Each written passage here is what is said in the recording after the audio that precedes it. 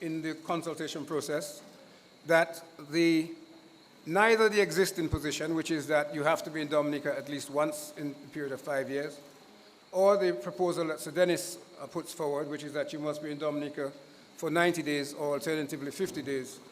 There are some who argue that both of those are not appropriate and that they should not apply.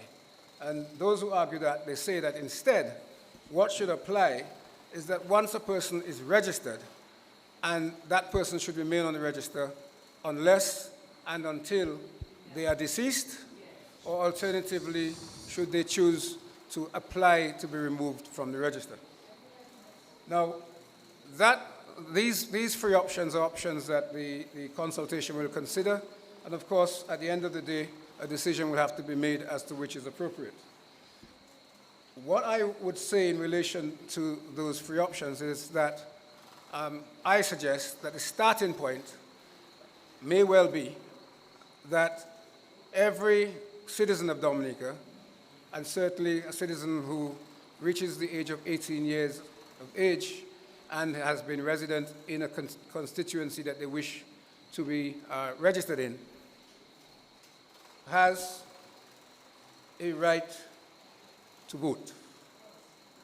Some people argue that it is a constitutional right, and indeed that has been argued successfully in a Canadian case where the Canadian Supreme Court ruled that every Canadian citizen is entitled to be registered and to vote, irrespective of the fact, well, let me rephrase that. Every registered Canadian citizen is entitled to remain registered unless, as we have indicated, they are deceased, in which case they obviously need to be removed, or if they choose to be removed.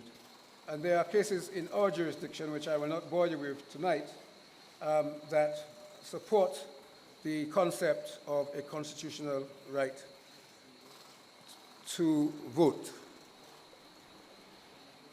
So the other element of Sir Dennis's phase 1 report that is of significance is the issue of identification cards. That has also generated quite a bit of discussion. Sir Dennis recommends that identification cards should be issued to every person who is to vote.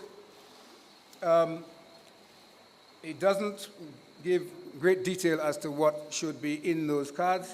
There's a suggestion that they should contain biometric data, which would include fingerprints. But those of you who have been listening to the consultation so far will know that there is a considerable amount of discussion as to whether fingerprints should be included on those cards or not. That is a matter that the consultation process will determine. You may have your own views, and tonight, those of you present would be a good opportunity for you to express the views that you have in relation to identification cards, whether they are needed at all, if they are needed, what form they should take, and what, if anything, should be on them. Should they just have an identification number?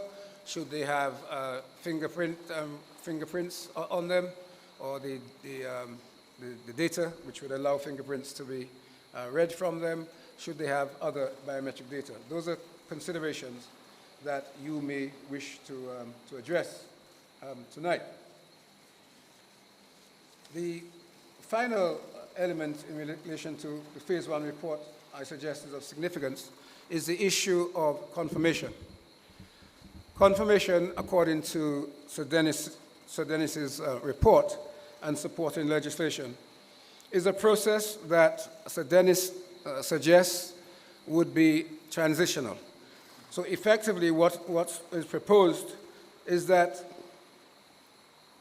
if and when the legislation is enacted, the Electoral Commission would declare a period known as a confirmation period, during which every person who is actually on the register, that is on the register at the point of the new legislation coming in, would be required, if they want to remain on the register, to confirm their registration. And that there's a process for doing so. You'd have to present yourself and confirm that you are who you are and that you want to remain on the register. So Dennis proposes that the confirmation period should be a minimum of 6 months and a maximum of 9 months of duration, providing for that confirmation. There is discussion and some questions have been raised about the confirmation and what the process is. And indeed, Sir Byron, in his report and at clause 52 of the proposed Registration of Electors Act, has indicated, and it's in square brackets because he's basically suggesting that it's something that has to be determined and is not an absolute suggestion on his part or proposal on his part, but it's a proposal that confirmation could take place outside of Dominica. So people who are abroad and wish to be confirmed according to the proposal that Sir Dennis has included at clause 52, the Electoral Commission would designate certain areas in countries abroad, for example, in New York, and maybe the embassy, maybe somewhere else, in London, wherever, Tokyo, wherever. The Commission would identify certain locations which would be designated confirmation centers, and Dominicans who are outside of Dominica would be required to go to those centers so as they could confirm at those locations. The alternative suggestion, and those of you who have been following the consultations, is that some people believe that all confirmations should take place in Dominica. Those are different views, and of course, people will express their particular preference, and the consultation process will take into account those different views, and at some point, a decision will have to be made as to which course should be adopted. Moving to the Phase 2 report, so Dennis described his Phase 2 report as primarily addressing institutional matters. And those institutional matters, the main ones are access to the media and campaign financing, as well as proposed changes to the Electoral Commission. Access to the media is at Part 3 of the Phase 2 report, clause 50 of the proposed legislation, which is the House of Assembly Elections Act 2023. Also, Sir Dennis proposes the use of electronic voting systems for the purpose of elections, which is at Part 4, and campaign financing is at Part 5 of the House of Assembly Elections Act 2023, which Sir Dennis proposes should be adopted.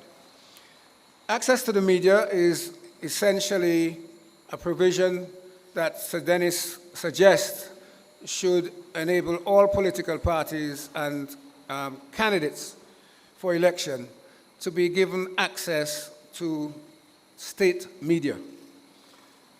So Dennis proposes that it should be confined to state media, but you will have heard and you may feel that it should be extended to private media.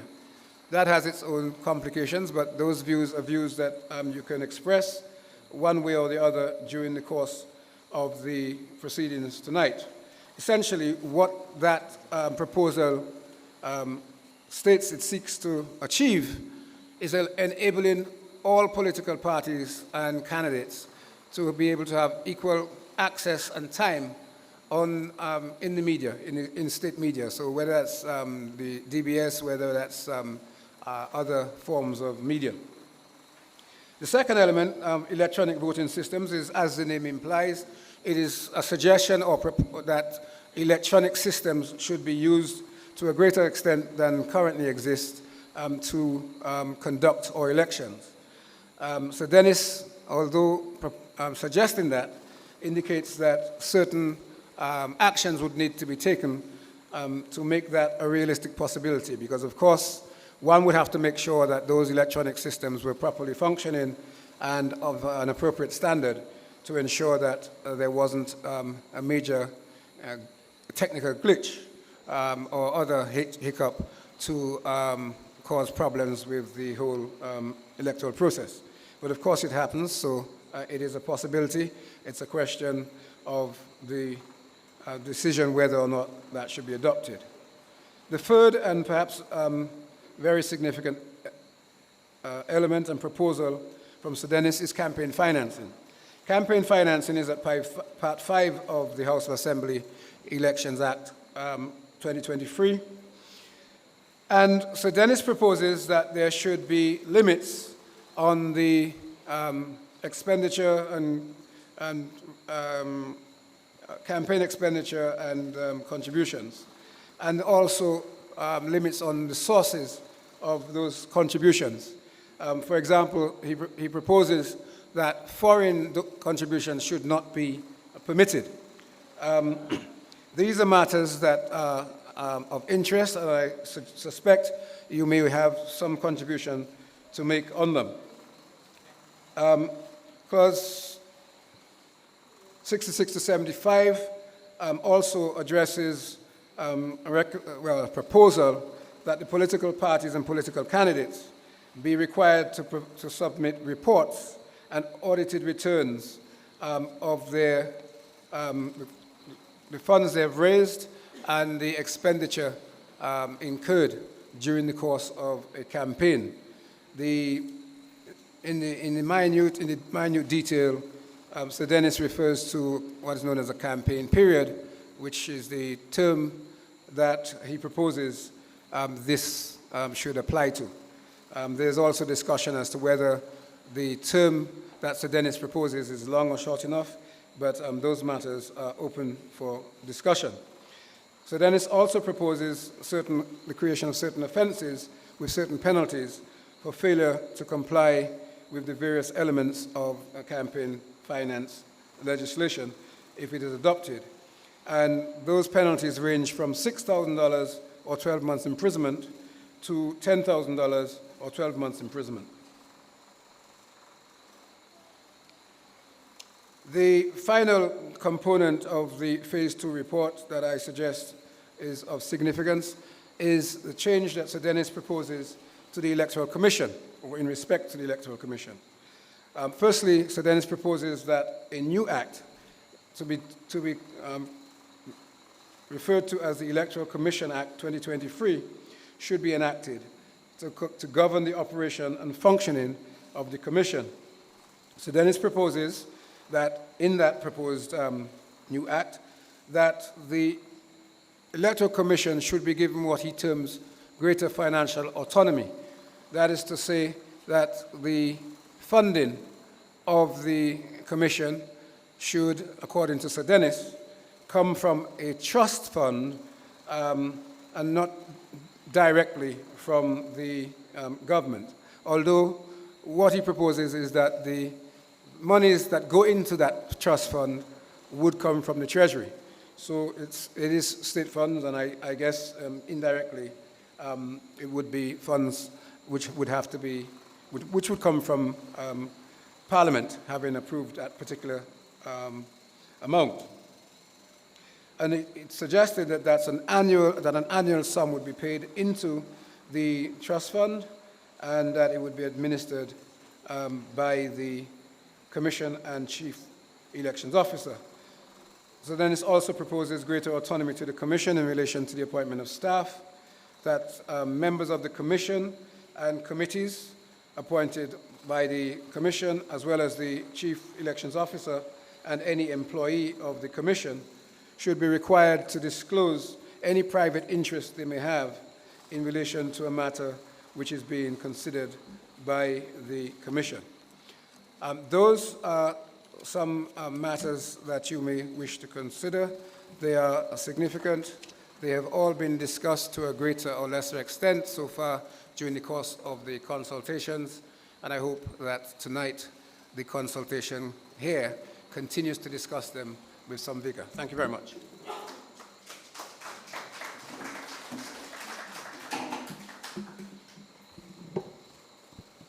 Thank you very much, AG, for this overview and summary of the main aspects of the Sudanis Byron report.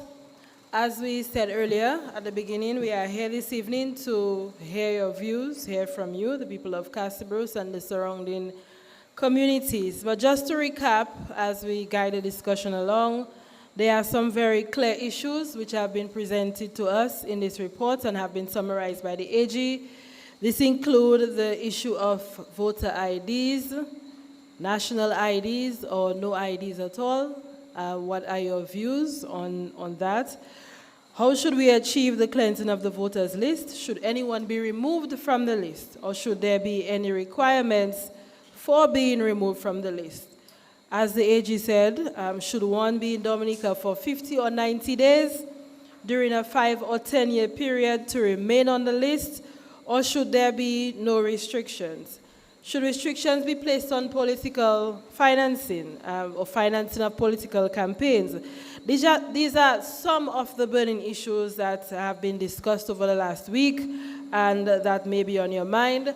However, please feel free to share any other thoughts that you may have on the Sedenis Byron report or any aspect of electoral reform and any of the issues that have been raised by the Attorney General. I want to remind us that we are here to hear your views, whatever they are, but let us respect each other as we speak, allow each person to make their contributions, and I also want to say that do not be worried about a repetition if someone else has already said something, because what we would like to know is what do you think? And what you may think may be something that somebody else already thought, but we would also like to hear your thoughts. So at this time, we have a few cordless mics that will move around. If you would like to speak, please raise your hand, and a mic will come to you. You will tell us your name, if you so wish, and please raise your concern, share your feedback or your comments. So who would like to start? Don't be shy, we're in Castle Bruce. I know Castle Bruce people are very vocal. So let us hear from you. Who would like to bat first? Okay, Mr. Drago at the front. Would you like to come up front? Yes, you can also use the podium if you would like to. So feel free.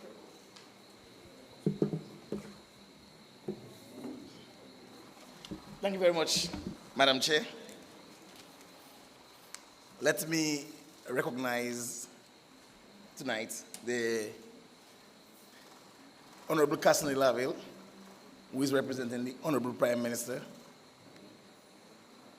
the Honorable Levi Peter, the Attorney General, all the government ministers, but I must single out my parliamentary representative, Honorable Octavia Alfred, all the government officials, our observers who've been here. I know that you have been going across the island.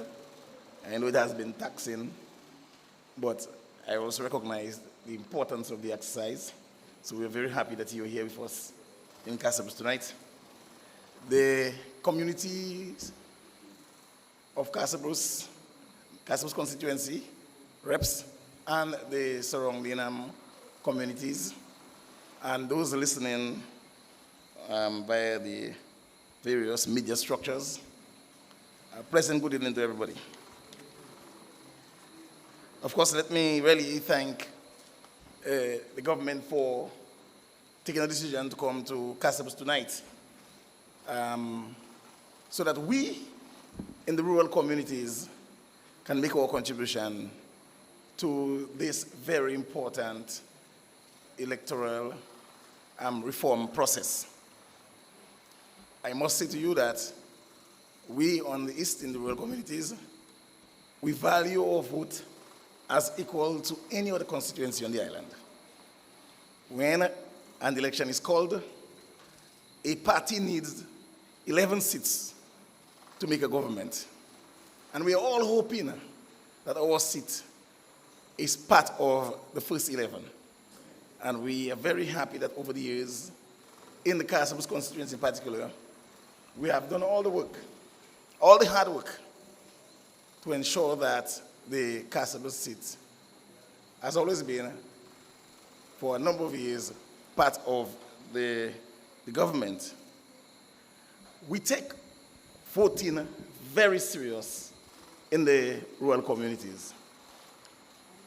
As a matter of fact, the communities, the voters in the rural communities, they feel very empowered that they have that opportunity every 5 years or whenever the election is called to go to the poll and vote for the government of their choice.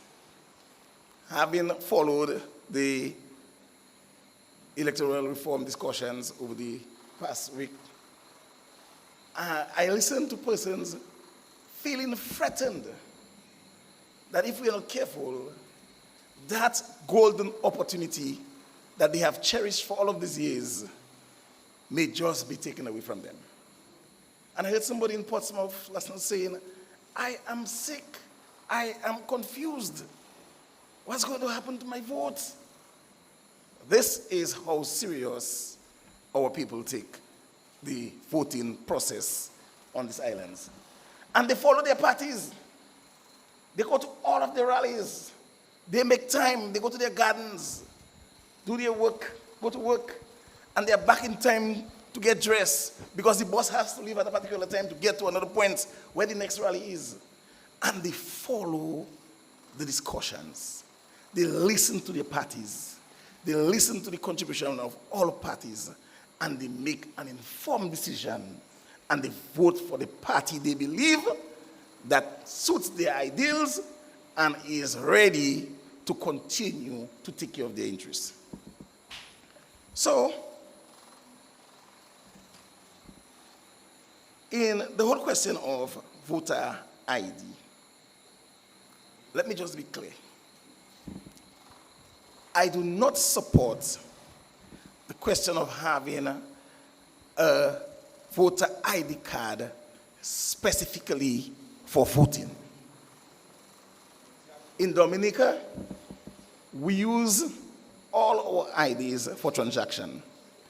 If I'm going to the bank and I go into my bag and I grab my social security card, I move quickly, especially that you have to find a place to park. I grab my driver's license, I move quickly. I grab my passport, I move quickly. Because I know these are recognized identification cards of this country. I can understand if we want to establish an identification card for all citizens, which they can use for voting. Because recently, when a young man died, we could not find any ID for him. He did not have a social security card, he did not have a passport, and he did not have a driver's license. So the government can issue an ID, international ID card for all of its citizens. And they can also use that card for voting. But don't tell me, after 30 days of moving around, following my party, supporting my party, making my contributions to my party and my candidate, on election day, because I could not find my voter's ID card, I cannot vote. Is that what we're actually saying to all people of Dominica? And it is so easy to lose a card. All of us in here, do you know how often we make a social security card? Because we cannot find the card we had. We somewhere, we use the term, local term, we got away the card. And we are looking for this card. And because on election morning, you cannot find the voter ID card. Everybody in the constituency knows you. So just take me, Johnson Drago. So you're going to say to Johnson Drago, because he cannot find his voter ID card, he's unable to vote in an election in Casabras, having voted 5 times, having won 5 elections. So therefore, we cannot support an ID card specifically for voting. Let our people use one. I agree that we should have an ID. And I agree we should walk into the polls with an ID. But not necessarily a specific voter ID card. Are we saying to the 80-year-old who have voted 15 times that even if they don't have a voter ID card, they will not be able to vote? Are we saying to this 86-year-old who is happy about whatever the Prime Minister may have done for them because they are now living a better life in their retirement, that they will not be able to vote because they were unable, because they were sick at the hospital and they could not have gone to prepare themselves an ID card for voting? Let me tell you something. I consider all of these reforms in this book a lazy man's approach to voting. There are some guys who do not do the hard work as to what it takes to win an election. They come up with all kinds of fancy ideas about voting. And they believe that it's an entitlement. Labour has been there long enough, it's my turn now. And that when elections call, because the Labour Party has been winning elections for all over the years, it's their turn, and therefore, when they lose election, they just claim that the election was stolen, and they take people to court. I've been taken to court twice for elections. I have had to go to court for my first time answering questions about nothing that I know about. I've never been to court before. But the democracy is alive and well in Dominica. Democracy is strong in Dominica. So whenever they take us to court, we go to court. And we win all the time. Because it's a lazy man's approach to the overall thing about elections. I want to also see that if the question of, I want to support a point made by Mr. Jason Timothy when he spoke a few nights ago on the whole question of overseas voters voting in Dominica. A Dominican living overseas sees himself as an integral part of the overall system and structure of Dominica. They have their credit union accounts, they have their bank account. As a matter of fact, they have their homes. As a matter of fact, in Casabros, at least 20% of all of the projects that are going on in housing as we speak are persons who are living overseas and are either building their homes or putting an additional room on their family home so that whenever they come, they have somewhere where they can go. They stay in touch. After Maria, every Dominican in overseas were crying because they thought we were all dead, because they did not know what happened to us, because they are part of the life of the community. They support. As a matter of fact, do you know that I was a credit union board member for 9 straight years? As a matter of fact, there were times when I was the treasurer of the credit union. And remittances form a major part of all of the money that comes into Casabos Credit Union right there. People from Casabos overseas sending their money, taking care of their family. It's only after this Labour Party came into office and the Prime Minister started the programs of the Yes We Care and the 70 and over that it cushioned the amount of money these people used to send. They don't not even need to send all of that anymore because the people have an allowance that they're getting from the state. And now these people are being told that you're not from Dominica, you're not living here, you're not supposed to vote. These people get to know what happens here before us. They are in communication with everybody every day. They live here and they look forward to coming for election to vote for whichever party they wish is. They find themselves here on election day to vote. And we're also being told that the people need, under the new structure, that you should be here for either 50 days or 90 days. This is total madness. You go to America or to any of the islands and you get a job. You are given 2 weeks holidays. 2 weeks holiday. So you decide you want to come to see your family. The most you can spend in Dominica is 8 days out of that, or 7 days. Most people only come for a week. It means that in 5 years, if you get a job in total a day, in 5 years you will not spend 50 days in Dominica if you're working and you're supporting your family, you're supporting your children, and you're building your home. Even though you come every year, you still cannot spend 50 days. So why are we going into that madness? All part of a lazy man's approach to persons who are looking for ways to get rid of the Honorable Prime Minister Roosevelt Skerrit. They don't know what to do, so they come up with all kinds of fanciful things, and they present them at the forums that they had. And they are hoping that we could enact these things. Let me say one more thing to us again, and I'm saying that to the Parliament of Dominica. These laws have consequences. You are going to elect electoral reform for us, but they have consequences. I've been reading the book. I have not finished yet because I got it late, but I have been spending some time reading the book that was presented.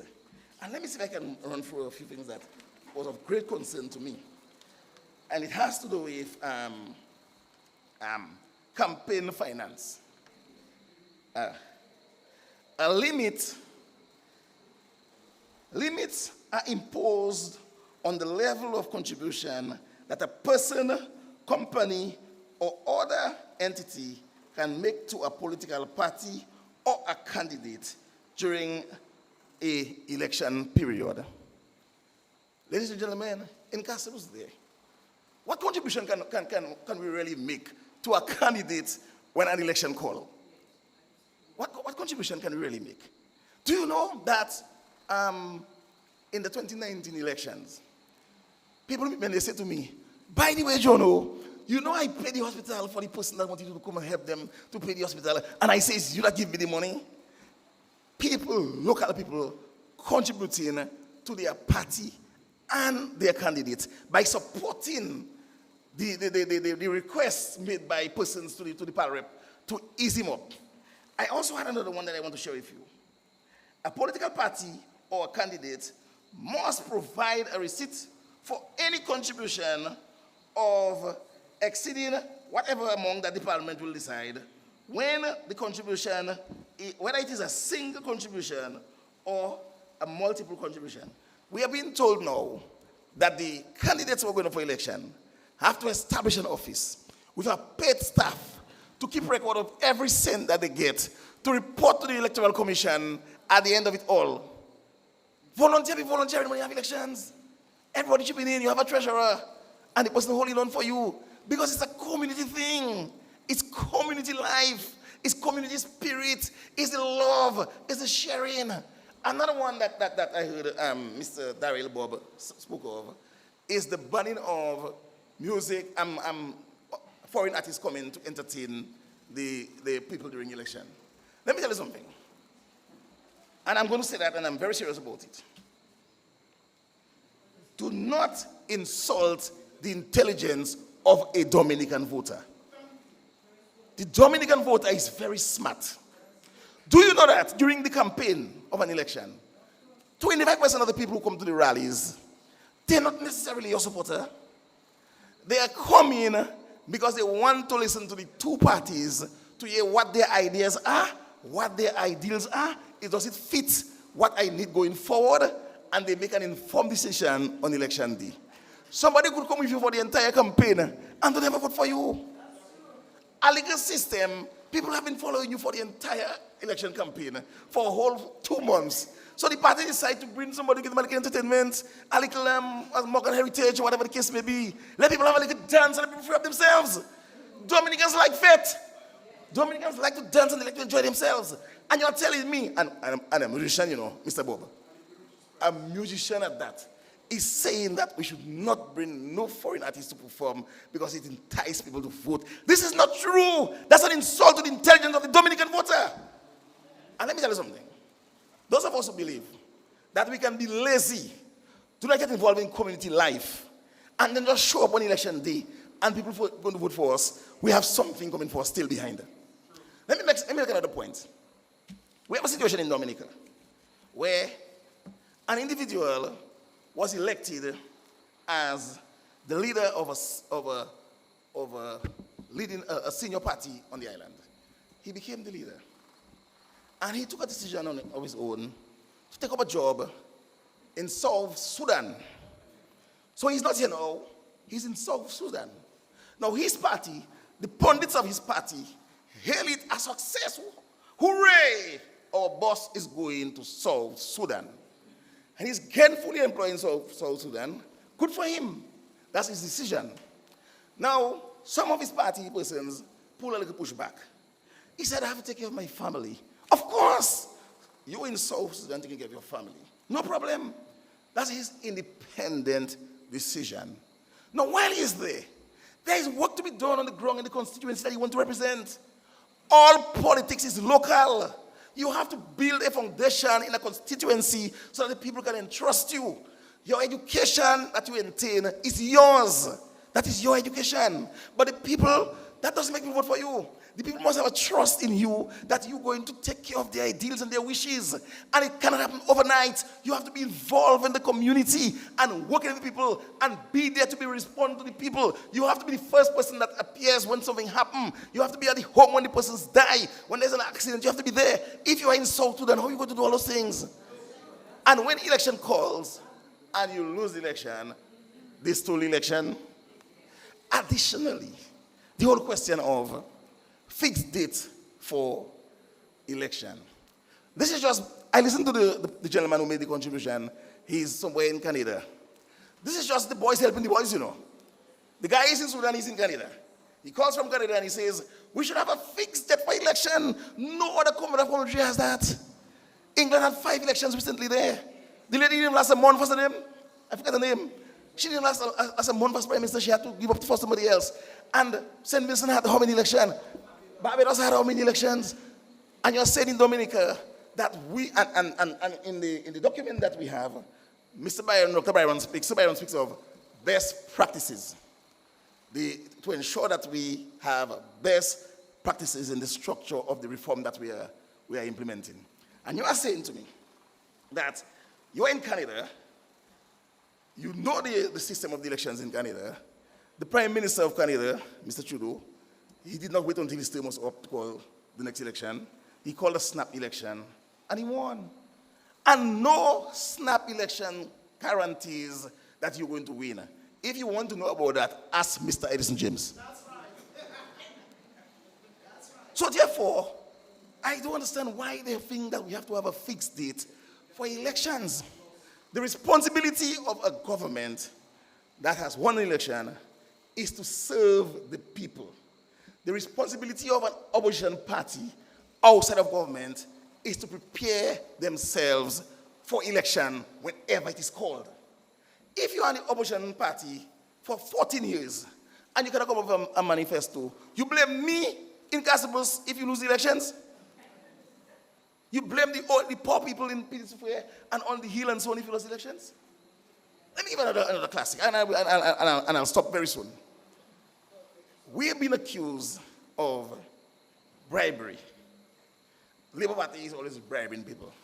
My dear people, Dominicans are not foolish. Could you imagine, during one of the election cycles, a hurricane came, people lost all their homes. Government, people were living in some of them in shacks. The government built houses for people. This is what government do. Government do the work, and the people decide if they want to vote for them again. The opposition has to come in the community, make themselves visible, and let the people decide if they want to give them a chance. We have oppositions in Dominica who are more caught up with how to get rid of the prime minister than what it takes to become a government. They spend all their time on how to get rid of the prime minister and no time on what it takes to win an election. And that is why we have this reform before us today. So all of the policies that they are thinking of that will help them to get rid of the prime minister, they have ensured that it enters into that document and it has been presented to us. I listened to Mr. Bob again, and he gave 25 points as to what should be done. All of them have 10-year sentence and 14-year sentence.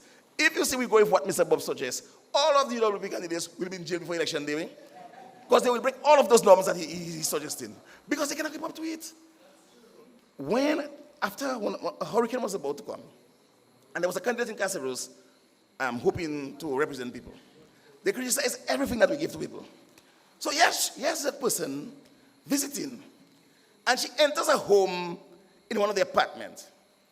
The government gave the person a home with a hot water system that costs $250,000.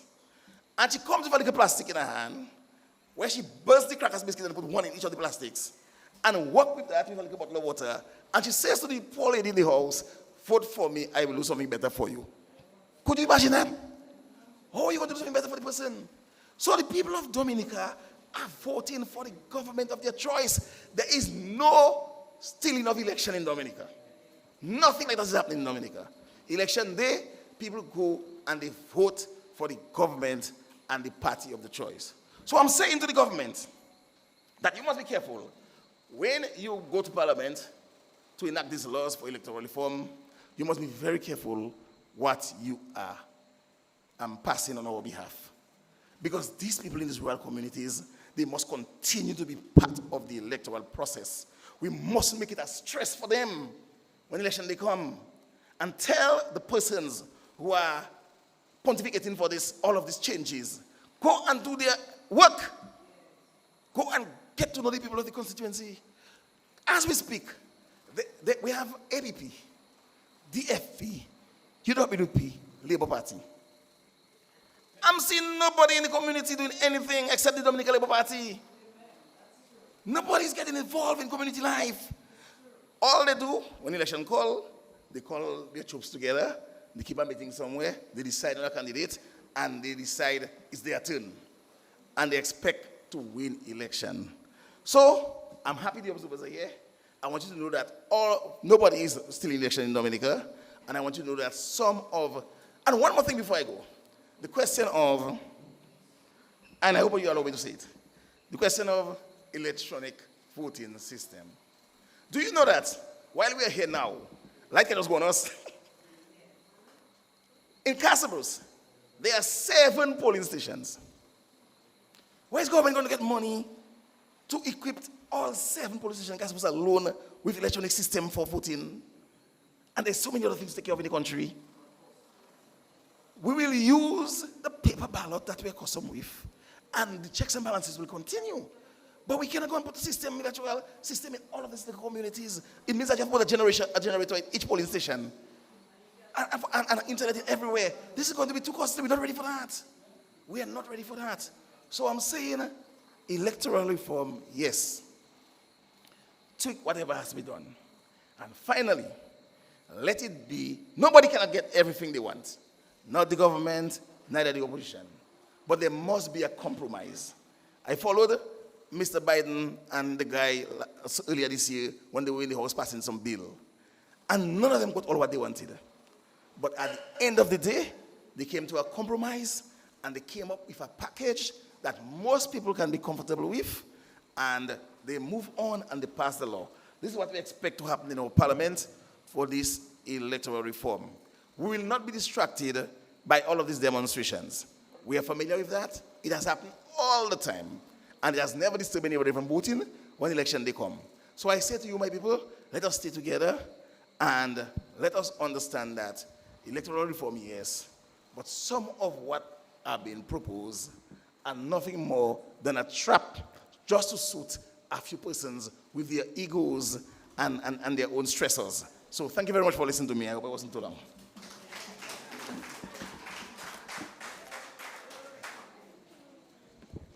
Thank you very much, Mr. Drago. Anyone else? Okay, there's a young lady lady in the blue shirt. Mike will come to you.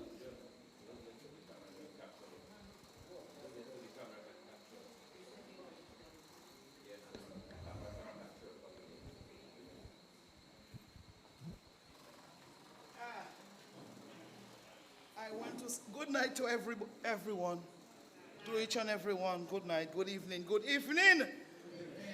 Yes, sir. I want to tell us tonight that I'm asking God from tonight long life for the next 5 years, because it will be an election as none other.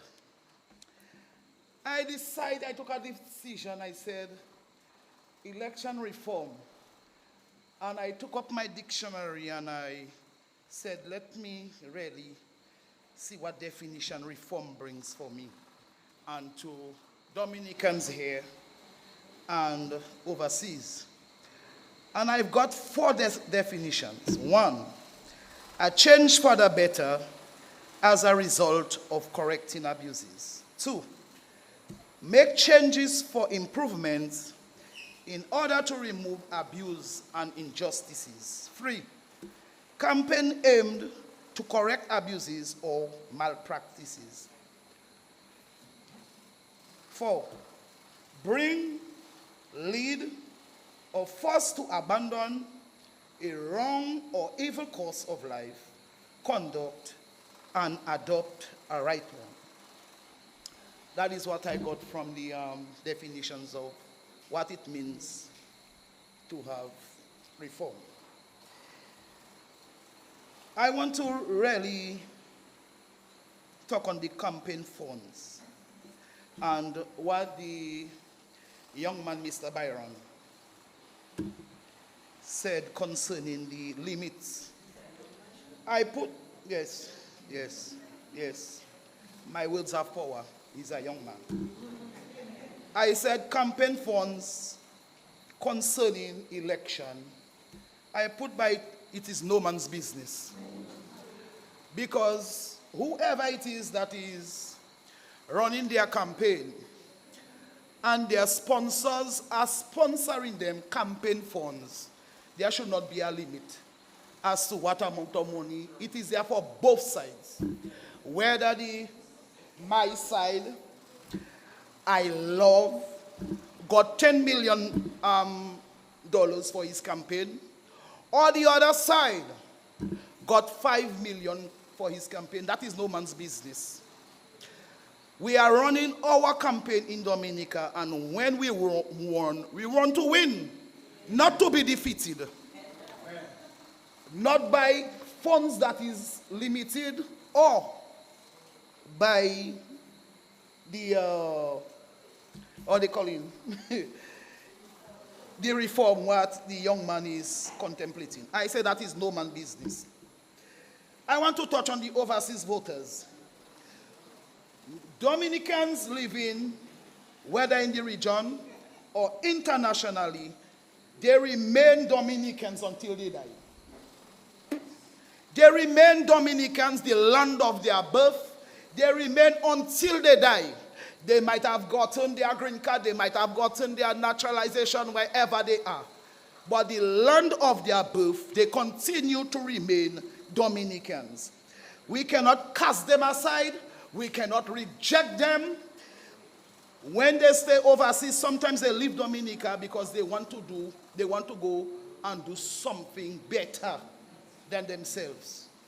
I have my family, my brothers and my sisters, they live overseas. Some live there all their life. When these people stay overseas and they send their monies to MoneyGram, when you come, you cannot enter.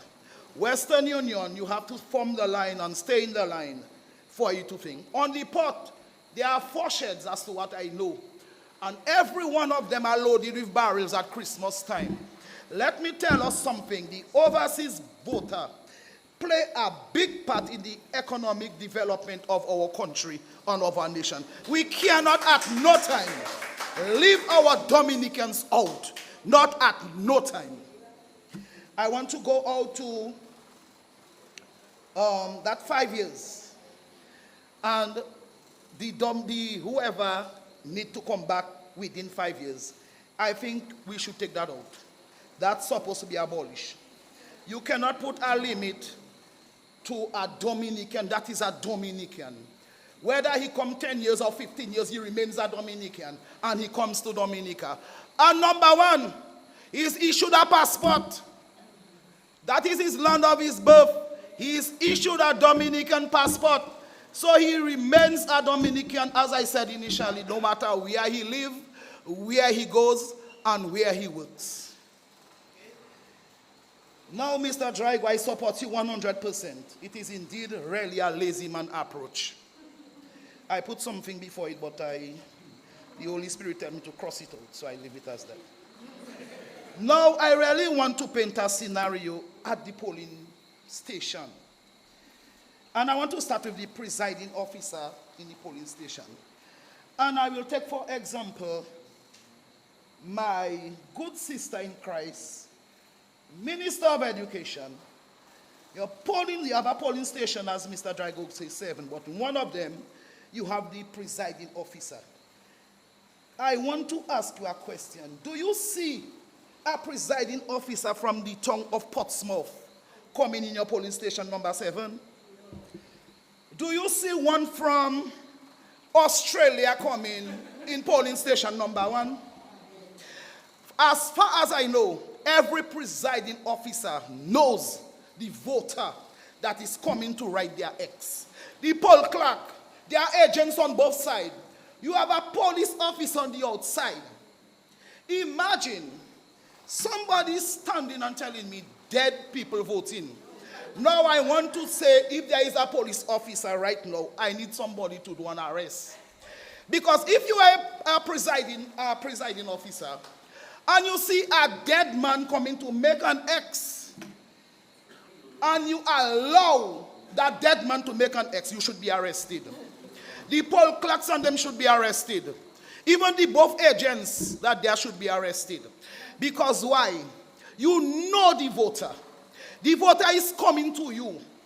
You know the person very well. But when I come before the presiding officer, she does not know me that day. And I do not know her at all. But she'll ask me my name. I will give my name. She'll go on her list and she'll mark up my number and she'll give me my form. I'll go inside. My God, if there is a dead person voting, that is furthest from the truth. And I know my God will judge. Number two, there is one. What is that kitchen name? The dirty kitchen. My boy's dirty kitchen. We have to deal with my boy's dirty kitchen, one and for all. My boy's dirty kitchen is on Facebook. There is a little thing called Ori Katarina. I want you on Facebook to go Ori, AURIKATERINA. And what she does is clean dirty houses, very dirty houses. I want you to watch that. That is my boy's dirty kitchen. And we have to be careful. And some of them may be watching me tonight. I don't know, they may be listening to me. You will pay for it. When you take people's names and turn it into your garbage, you're going on the long run. I am speaking to you, not only as John Geese. I am speaking to you as a woman of God. You are going to pay for it. Judgment will fall upon your head. And sometimes I have to warn you tonight, because if you continue, maybe a paracetamol will do nothing for you. Maybe you'll do surgery, and the surgery will do nothing for you. Because while you are one tonight, stop what you are doing.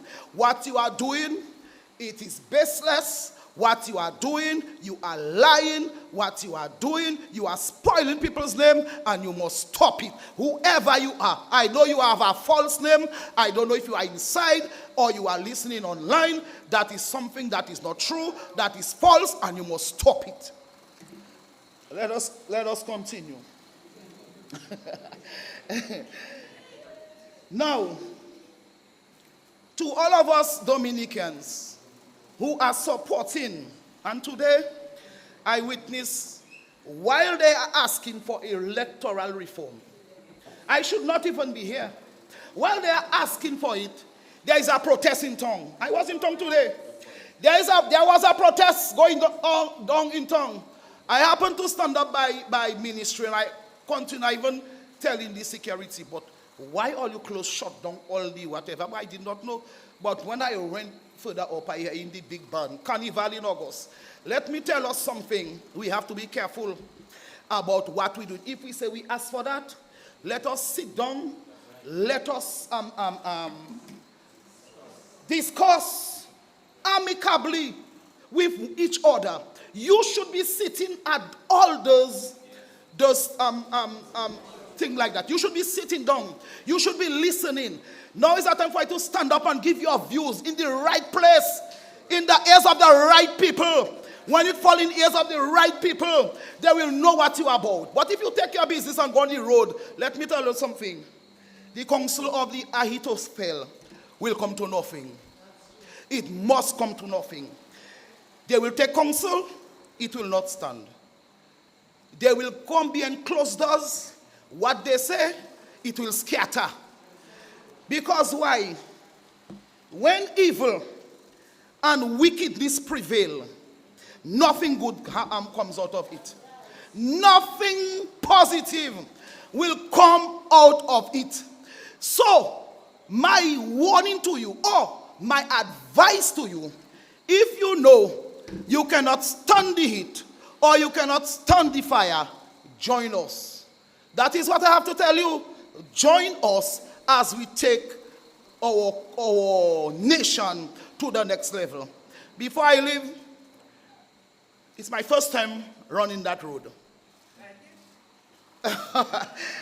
It's my first time running that road, and my foot is on the gas pedal, and I say, John, take it easy. I said, John, take it easy. Because That piece of road coming out from the junction, though it is incomplete, but we are going somewhere. Though one by one phase is being done by another, but we are going somewhere. And I want to declare tonight, those of us who think that they can pray the road out, let them say lying alone. They will see that road complete. Now, even going across, because I happen to go across to go to where the international airport is building. When the Prime Minister, God bless your heart, put out a manifesto, and he said he's going to build an international airport, here we are. When he said the Cassibrus Road is going to come down and to go to Kalinago, here we are.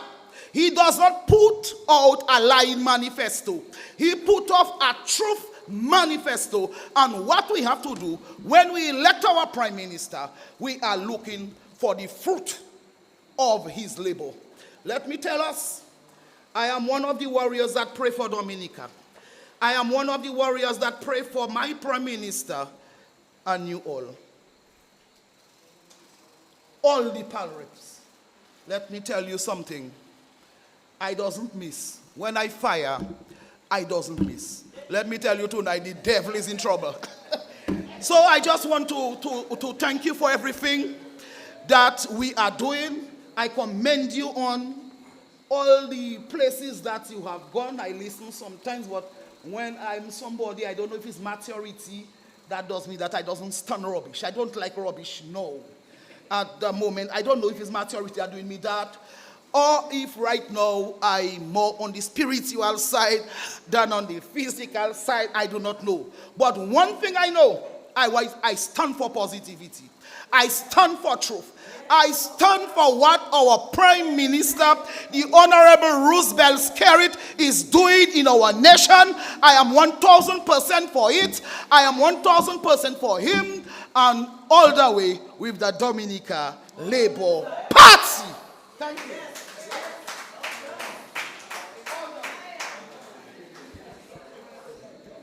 Thank you very much, Ms. Gist. Let me see the hands that are up so I know who we can acknowledge. I will take my friend on the side here, and then we will take the two of you here. Yeah, yes, you can stand here or you can come to the front.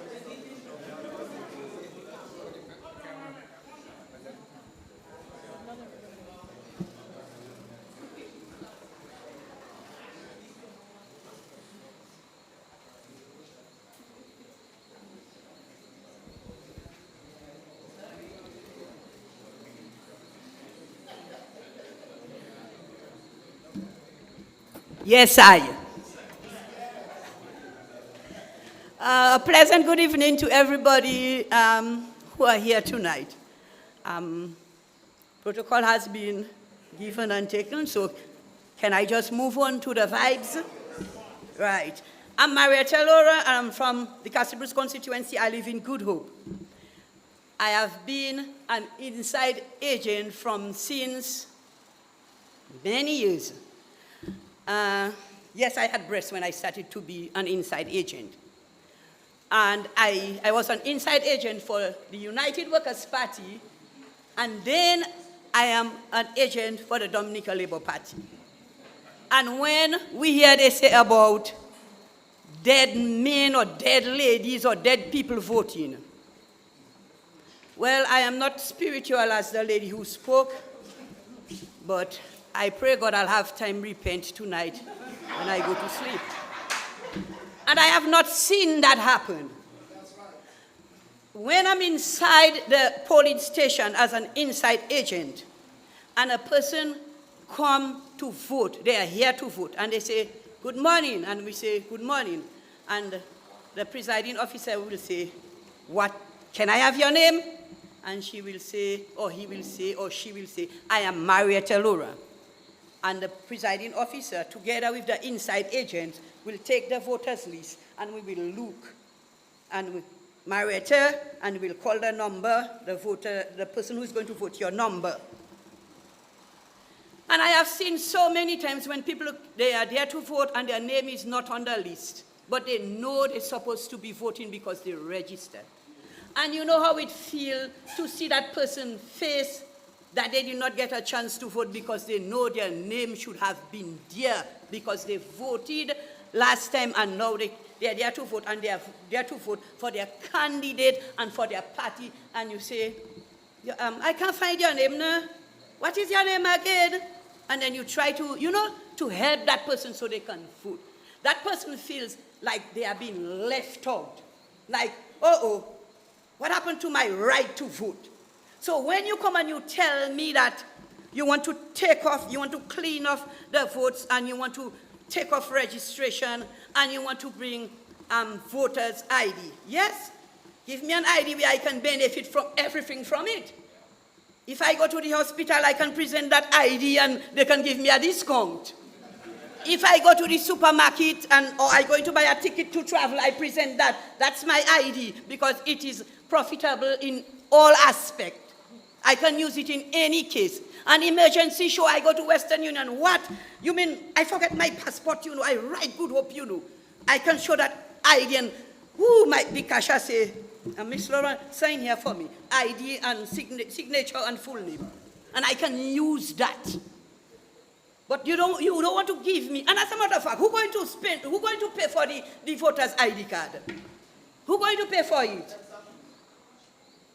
Somebody tell me, whoever wrote it down, who recommended, who's going to pay for it? I don't say this government going to pay for it. When voters can just come, find your name, or I can come with my passport. I just made my passport. My passport good. It not expire. I just made it, the new one, So if I can come, my name is on the list. There is my passport. When you watch me, you will see. Last time I took it, I had my long hair, now my haircut, but I still have my straight nose. That's me. That is me. So I can vote with that. I don't need an ID card especially for that. Now, on the case of when you want to tell me that people who live, Dominicans who live out of state, they cannot come down to vote. So what you telling me? You want to take our election from us then? Because when, as the lady said, I for one know, when Christmas time, I go, look, I'm moving your feet. When I go to the port, on the port, and when I come up, I have to hire a van from Good Hope. Sometimes $300 higher, I have to pay that van to go on the port to collect my stuff. My sister in St. Martin, my friend in St. Thomas. People all over the same. Now, they didn't just go by the road and they just pick up the money and they bought the things. They work and they send that down for me. Now, when I go and I collect it, and the port officer, the custom officer say, Miss Laura, you have to pay $150. It's not $150, leaves I paying, dollars. Now, where that dollars going to? It's a form of contribution, development in the development of the country. Now, my sister lives in St. Martin. She built her house. She comes down ever so often. But let's just say something happened. And she didn't come down for 2 years or maybe 3 years, an election coming there. So you mean to tell me my sister cannot vote because she didn't come down for 2 or 3 years and she have her house? She is Dominican. She not eating the crapo, but she's supporting the crapo. She is Dominica, and that's why we say, I am Dominica. So if I am Dominica, you can't take my democratic right from me. That is part of my democratic right. Because you go other places, and they can't vote like us. They can't talk like us. They can't do it, because our right is, during election, you campaign, you don't cross the borderline. You stay between the yellow lines, but you say what you have to say when you're supporting your party or your candidate. You just don't insult, you don't do things where you can get yourself in problems. But our democratic right is to campaign and support whoever candidate or whichever party we want to vote. And the matter of when you want to tell me, you want to put restriction on the funds for my pal rep. My pal rep have her family out of state, and he want to send funds to my pal rep. So when election come, when we go out, she can give us our money so we can. you want to put restriction and you want to tell me my pal rep have to send a bill saying her sister sent 5,000 euro for her because she campaigning or for her to... No, I do not support it. I strongly do not support it, and I stand up for my right as a Dominican. Our democratic right is at risk. Let us stand up and let us fight. So many things you can say, but it's not my night, it's not an election night. It's just, I am here to just say that there are facts there that and restriction, like the things that in the reform, I do not support. And I know, let's say 95% of Dominicans do not support it. So we know what we want in Dominica, and we know we are not here to let anybody take away our democratic right. We are Dominica, and I am Dominica, and I will stand for what is right in Dominica. Thank you, and Boswe. Okay, thank you very much for that very passionate contribution. We will hear from all of you who would like to speak, but we are going to go in order. So we had Mr. Pascal from Grandford, yes, from the southeast, and then the lady to the back of you. I believe that the protocol has been established, and so I will just proceed with my brief contribution. I was happy when the Attorney General gave his summary, and at the beginning he stated that the Constitution of Dominica, which is the supreme law, provides, and I think Section 43 in that Constitution, that it is the fundamental right of every citizen of the country to vote once you are eligible to do that. So, therefore, I believe any law that is being developed to conduct our elections must be developed friendly and in a form that it will encourage the voting process and not really cause it to be tardy. Now, there are some areas that were raised, and well, we will have to repeat because repetition is good. And I think it continues to re-emphasize what is important. So if you hear me repeating, I think it is just necessary because the point has to be driven and it must be heard.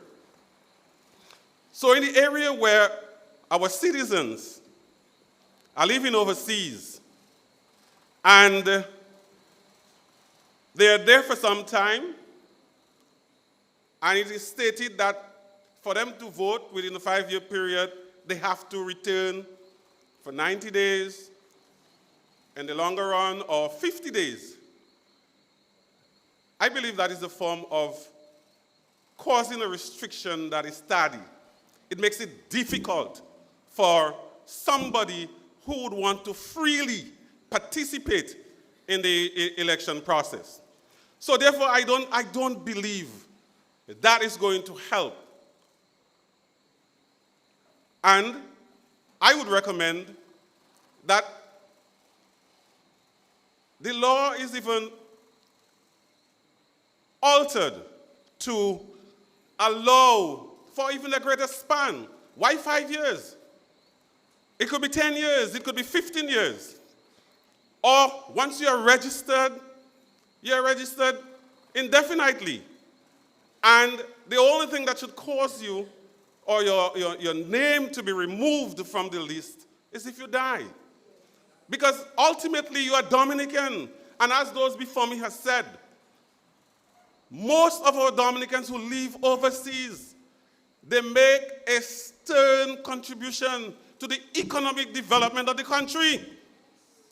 So, therefore, they should participate in the election process. They should be free to assist in choosing the representative whom they believe can charge the costs forward for the continued development of the state. So I believe that that area, I mean, the recommendations were made, but I think it needs to be revisited. And it is done in a way, or it is placed in a way, that is more friendly to the people who are living, or the Dominicans who are living overseas. In the area of campaign financing. But let me say before that, I believe political parties, all political parties, should have a philosophy. And if political parties have a philosophy, at least the people who follow them will be able to identify with them. And so it would even make life easier for the people who follow them because they know what they're about, they know what their ideas are, they know what their philosophies are, and they know when they support these parties, what the end results are going to be. And so I cannot conceive the issue of restricting the financing for a campaign. I believe that should be a test to even evaluate the parties. Because how will you tell me you're going to run a country or you're going to rule a state if you cannot even raise the necessary financing to run a campaign?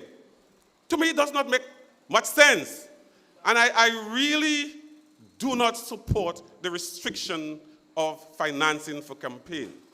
I really do not support it. I believe the parties should at least be able to raise their own financing so that they can conduct the campaign in a way, in an amicable way, that will help them to meet their objective. And I know all parties' objective is to win an election. So for campaign financing, I believe the parties should not be given any leeway. Because at the end of the day, no one knows the number of parties that may exist in a country. Nobody knows. We may have 3 parties today, but in the future we may have 10 parties. So we're not really going to limit, at least, their funds. They should have that legroom, that the parties should develop their friends. They should develop their friends. They should develop their persons that they can trust, who they, if something happens, that they can easily go to and say, well, I need help, if they get the opportunity to govern a state. So that is a test for our parties to be able to start, be able to raise the finances, so that will give us an indicator as to whether they are ready for governing our country. In relation to the ID cards, I believe, yes, maybe it's necessary to have a certain identification to go out to vote, but I don't think it should be a specific voter ID card. I believe a card that is configured and that will capture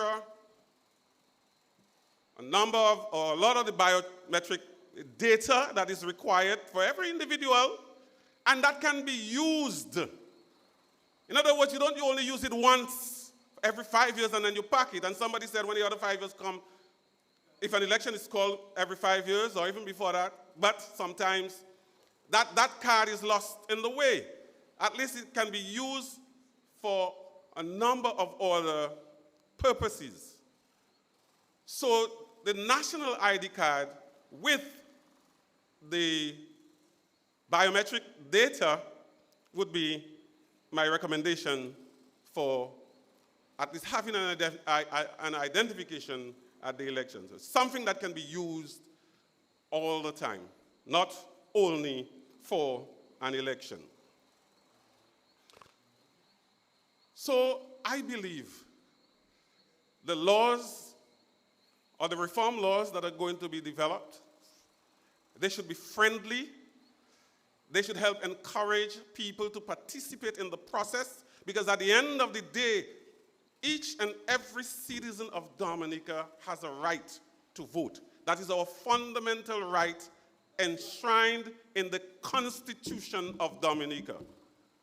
And I don't think any one group, whether it's minority or majority, should try to coin certain things or to provide an agitation to make it more feasible for them to get an opportunity. And as one of our persons who contributed earlier said, I think is Mr. Drago, an election is hard work.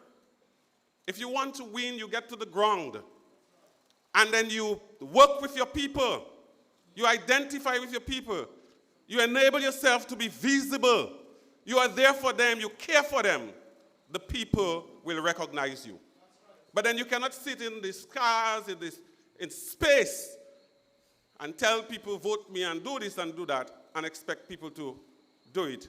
And at the end of the day, when you are not successful, you conclude that the election was stolen and things were not right. Yes, we need modernization, but we have done it. It's not reinventing the wheel. We have done it. It has worked well for Dominica, and it will continue to work well. Thank you very much.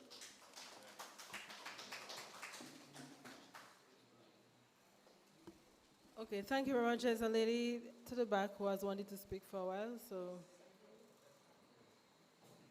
And then we'll take you next. Okay. Good evening, everybody. My name is Marian John Finn. I'm the real estate lady. I am also an elected member of the Casabruce Village Council. I stand here not as a councillor because it was only last night the council received or was told about this meeting. So we could not have met to decide as collectively our position on the reform. Furthermore, the reform document was never sent to us for us to know what we are talking about. And if these people over here are here to listen to us and to understand our position, we need to have a conversation that we know what we are talking about. So I cannot represent the council, and the council is not here tonight because we did not get a notice in time, nor did we receive the document for us to peruse. But I'm speaking about Mary and John Finn. And you can say strips if you want, but I stand in the presence of God as God would have me. All of us, we speak about God. But one of the things that really gets to me is our doing compared to our utterances. And I sit down here listening to the thing. I thought it's a political campaign that is going on here. And we're supposed to be talking about issues that we are laying the foundation for our real estate so that when we leave, our children can have it set. Because when we build a house and the foundation is not done well, tomorrow, you never know who will be in power next time. And you will want your voice to be heard. And you want to know truth and justice. We say we serve a God who is just, who is righteous, who is holy. And our come from should always be from that place. What am I doing? Does it affect you, Mr. Grant? How does it affect you? You understand? You should not be in a position because it benefits you today and chupled for the rest. It cannot be like that. One politician says to me that come election, he put God out of his election campaign. And I'm saying, God say in all things, season and out of season, we need to put him in what we're doing. You cannot be a Christian today and because of politics, you take him out. And and the reform. And I'm saying these people are here to listen to us. And I wonder what is going through their mind, because they're expecting an intelligent conversation, not a political campaign. I am not hearing I am not hearing an intelligent conversation for the benefit of all of us. We are here talking party politics and not the issue at hand. You are here today in position and you don't know what's going to happen tomorrow. If it's wrong now, it will be wrong tomorrow. On the issue of ID card, in Antigua it is done. Antigua is part of the OECS. Why do we have to have an issue with that if our brothers and sisters in Antigua, it is okay for them? Why is it such a big issue? Give somebody an ID so that somebody else, because there are people who have 2, 3, same name. And if that person come and try to do, as Christian, you will want to know that it was done right. You will want to know if you win, you will win fair and square. Because everything that we do is recorded for us or against us in the last days. We profess to be Christians and we are not doing right because it feels good right now. But we confess we are Christ. We confess that. If you do it well and do it right, so when you win, you can tell me, "Bear, I win." Because I know you do it well and you do it right. Because your come from is from the Word of God. Your come from is the Word of God. So do it right. Establish a position that when I come, I know I lose because we did not have it. We lost, the people decide. We lose because the people decide they prefer you. I win because the people prefer me. But when you are stating this kind of nonsense that is being spoken here, it is unintelligent and it's not futuristic. It is not futuristic. Okay? And we talk about Dominica is a godly country, and we are establishing this kind of things in our policies. You're not making, you guys were disrespectful before. You're disrespectful because it is not an intelligent. These people are here to hear us. What's our position? We are yet speaking, but it's out from a thing. You understand? I'm saying in the issue of people voting, voters coming from away, the Constitution have already established it. The Constitution, everybody has a right to vote. But in the voting, is it done well and is it done right? That is where you have to come from. If my sister comes from England and wants to vote, is she voting according to the law? Is she voting because somebody pushed her in to vote?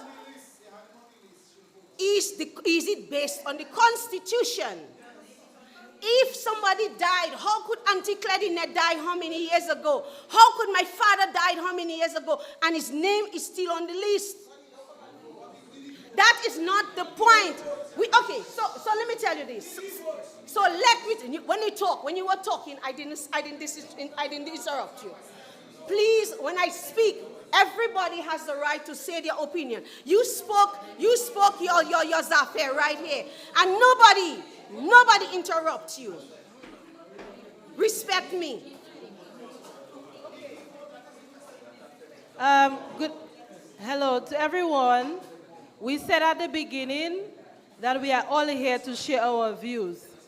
Okay, let us do this in a respectful manner. I understand that we may not all agree, but we are all going to get an opportunity to speak. So hold on, I would appreciate, just for order, we let the speaker speak. If you would like to respond, or if you would like to share any other views, feel free to stand and do so after she is done. Okay, so let's just have some order. Thank you. On the issue of campaign financing, we all know the truth. You know how it is done. Many of you know the truth. If you stand on the Word of God, if the Word of God is your guide and your compass, you guys know the truth, what's happening. You guys know it. And can you imagine, you are setting a carte blanche for politicians to do what they want, to go where they want, to get money with no accountability? How do we, as Christian people, knowing the kind of caliber of people that are out there, the caliber of people that are out there ready to wash some money, you telling me that this is okay? And we say we have Christ. I think I'm in a political campaign right now.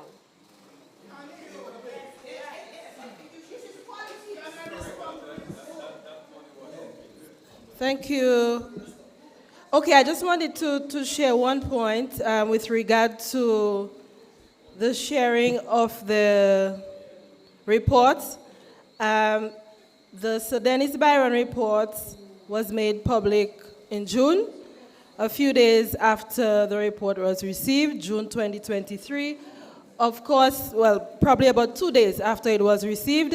It's not feasible to have a copy, physical copy, given to everybody in Dominica, but the report has been published online. The report is available via the Government of Dominica's website. Some copies have been printed, and we have made copies. There are copies actually available at the back for those of you who have not been able to go online and may not have seen. And we have been engaging in these consultations over the last week.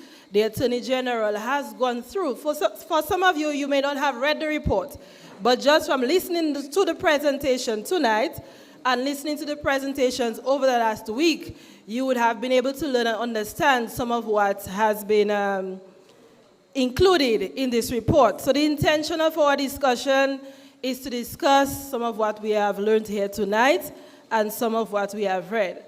But as we proceed, I would like to again advise us and remind us to be respectful of each other's views and also to listen.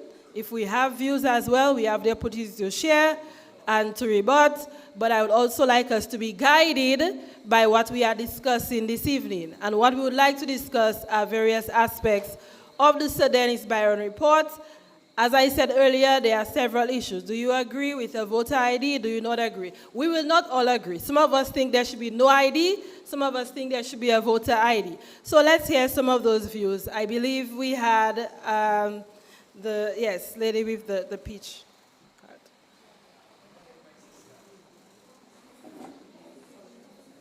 Good evening to each and everyone. My name is Magdalene Banis Moisin, resident in Guadeloupe for the diaspora. Yes. Well, our group in Guadeloupe from Casabrousse, we always come to vote. And we are all Dominicans. I married with a French man, Moisin, but I am from Casabrousse. And I have right to come and vote every 5 years.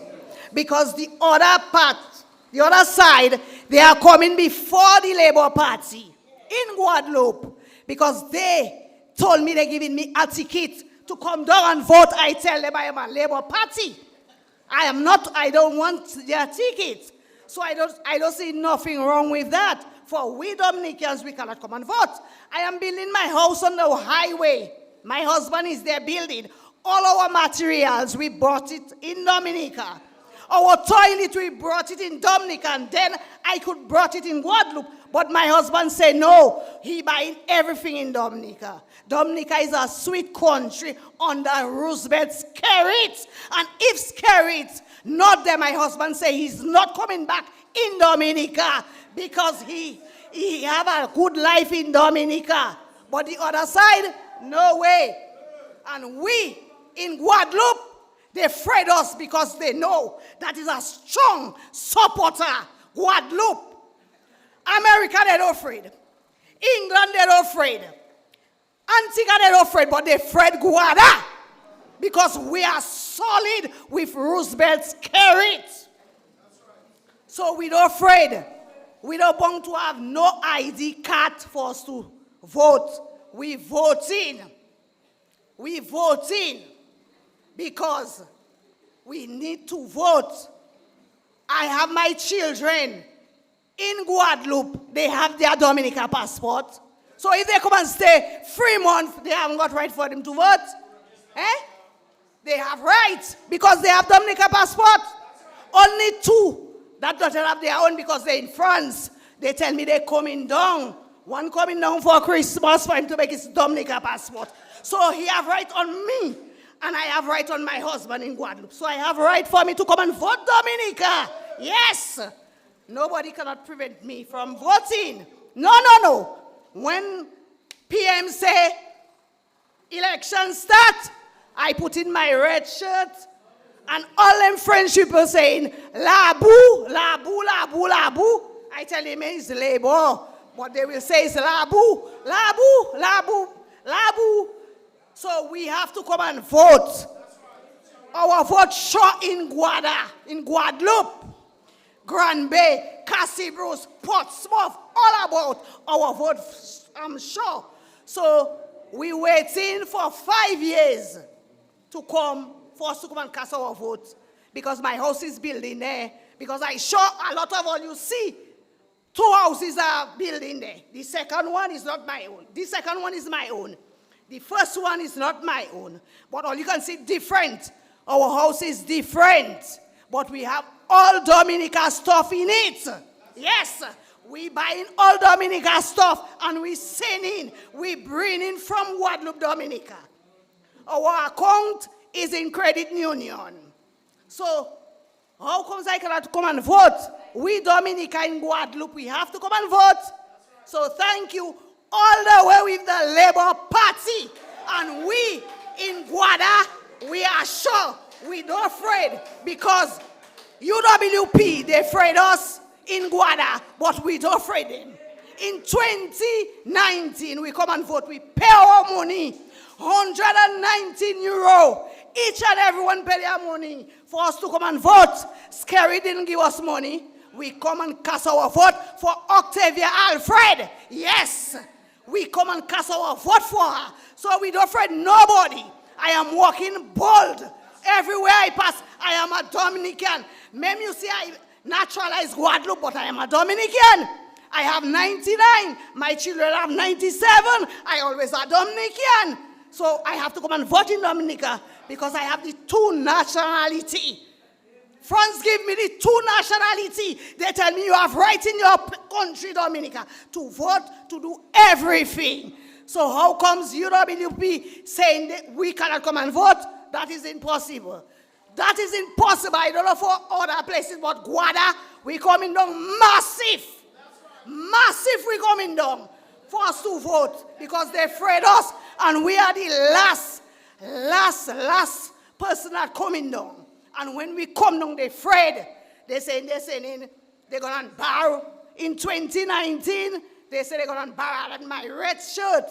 The lady tell me, my lady, they'll kill me, Dominica. I say, no, they cannot kill you. And when we come Dominica in silence. They're doing that for us not to come and vote. But we have to come and vote. And PM don't have to watch on them, because them people there, first person that reach in Guadeloupe by Mary Gallant is they. Is they that come in and pull their people. They don't want Labour to pull their people too. Well, we're telling them tonight, behave all yourself. Because we in Guadeloupe, we're not joking. Thank you.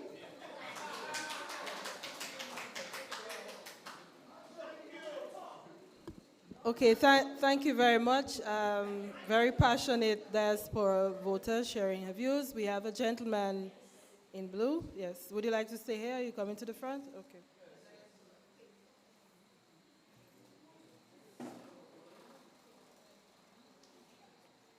Good evening, ladies and gentlemen.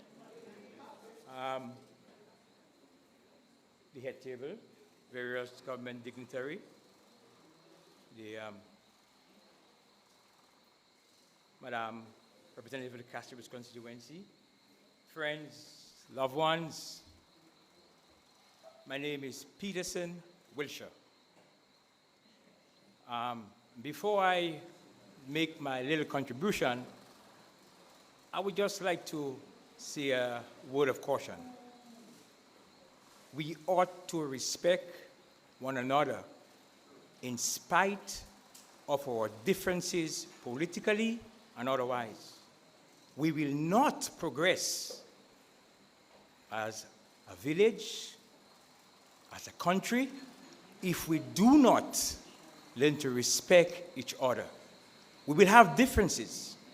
Politically, we have many.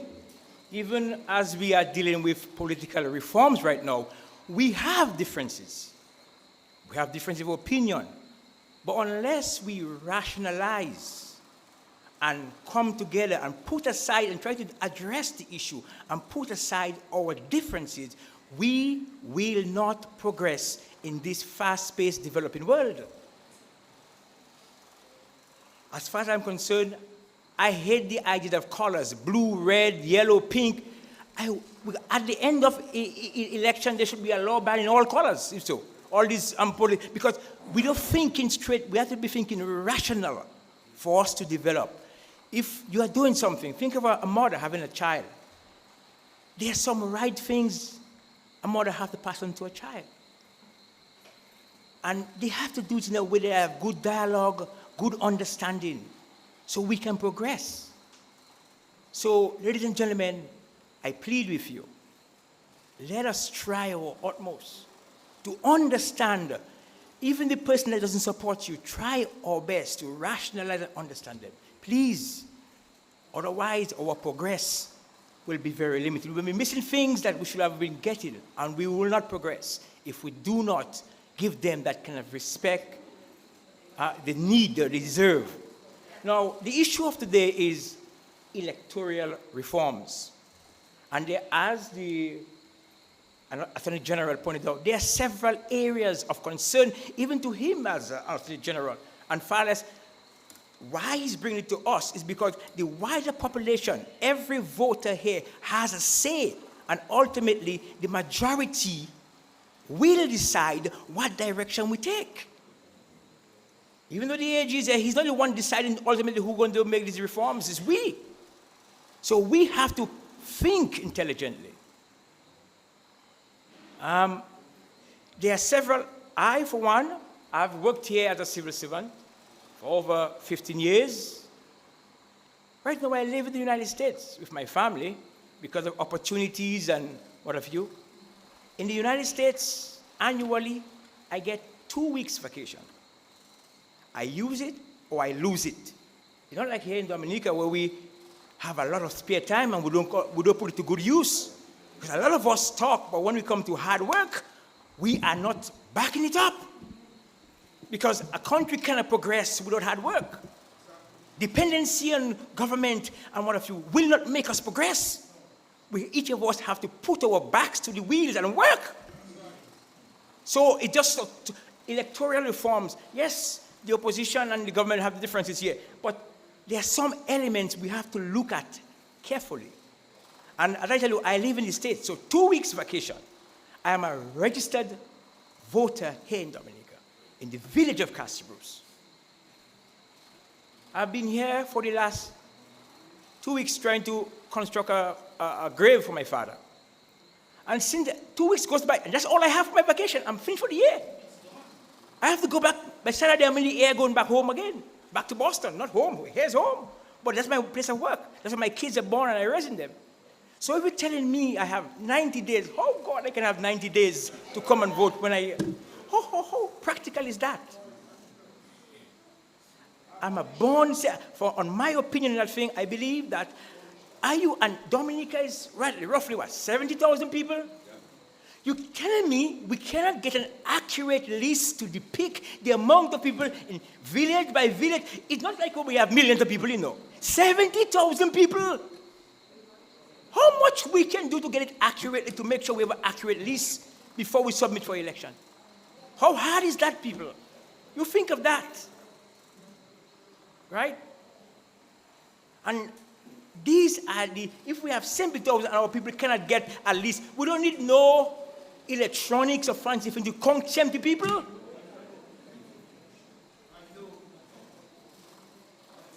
Come on, these are common sense thinking. I agree, there are some other aspects. He talked about ID, and Mr. Johnson mentioned earlier on. You have passports, you have driver's license. Why do you want to bring up so many different IDs for? What is the rationale behind that? If you identified and you have people are revising the list annually or going, because you know how many people that die in the village? Everybody know who died in the village. Village by village, if you go hand by, it's an easy thing to fix. So why are we wasting time and energy and all? We could be doing something more constructive to help our country. The other issue I have, okay, while I agree that some people raise the issue of campaign finances. In the United States, for example, campaign finances is a big issue because the thing is that people that has a lot of money, I'm not talking about little 2,000, 3,000, I'm talking about multi-million-dollar men. They can afford to give the government large sums of money. And because of that, they are technically buying, because they dictate to the government what they want at the end of the election. So that is raised a major concern. But if you have small amount of money going out in the village for a campaign, is that what nickel and dime you want to talk about? Hey, ladies and gentlemen, anyway, I don't want to be too long, but as I said, I want to encourage us because our country is too small, our population, everybody here is related to the other. We are too small to have so much minor differences. As I said, let's try to come together, let's unite and push Dominica forward. Thank you very much. Thank you very much for sharing your feedback with us. Did we have any more hands? Okay. The gentleman to the back, and then we'll have you, sir.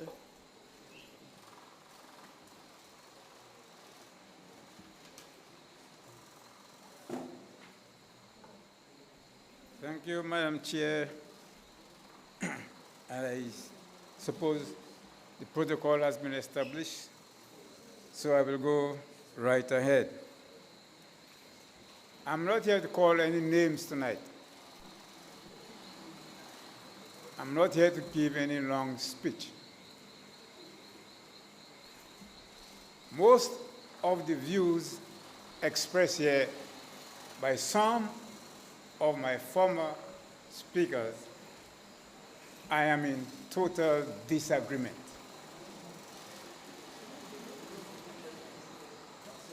But while it is true that I am in disagreement with them, I do respect their view and opinion of the report.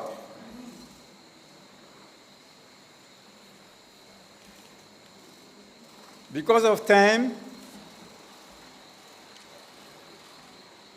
there are two items I must mention. You will agree with me, most of you, that there is corruption everywhere. There is corruption everywhere. There's corruption in government. There's corruption in opposition. There's corruption in the community.